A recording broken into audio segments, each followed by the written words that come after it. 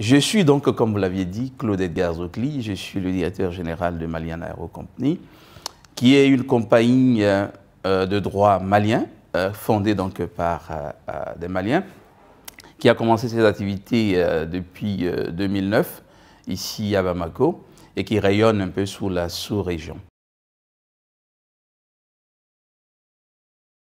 Nous sommes, comme vous le savez, une compagnie aérienne avec un fort potentiel. Nous travaillons 24 heures sur 24, 7 jours sur 16, 365 jours sur 365 jours. Nous disposons de notre propre centre de maintenance et nous avons 3 aéronefs de capacités différentes qui sont opérationnelles, n'est-ce pas, sur le terrain qui desservent l'ensemble, n'est-ce pas, du territoire malien et par-delà. Il ne vous aura pas échappé, si vous avez regardé ces choses-là, que c'est la société grâce à laquelle aujourd'hui au Mali, on ne parle plus de soudure, de période de soudure, parce que depuis 11 ans justement, c'est notre société qui, dans le cadre de l'ensemencement des nuages, a permis de reculer toutes les frontières, n'est-ce pas, de tout ce qui est sécheresse, de tout ce qui est période de soudure au Mali. Donc depuis 11 ans, nous avons développé une telle expertise, nous sommes dedans, mais fondamentalement, notre cœur, n'est-ce pas, de métier, ce sont les vols charter, les vols VIP, les vols d'affaires. Nous faisons des voyages de transport, n'est-ce pas, de personnel, d'employés, de délégations, transfert de fonds, transfert de métaux précieux et autres objets de valeur. Nous faisons, n'est-ce pas, du transport express cargo et puis des évacuations sanitaires. Donc voilà un peu notre corps de métier, ce que nous faisons depuis 2009 maintenant au Mali.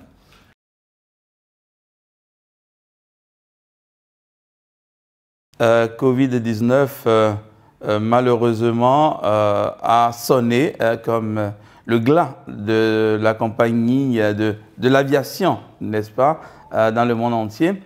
Et vous avez certainement lu ou entendu que notre industrie, je veux dire, l'aviation civile est une des industries les plus frappées par cette pandémie de Covid-19 qui a un impact sans précédent. Le monde n'a jamais vu ça sur le transport aérien international.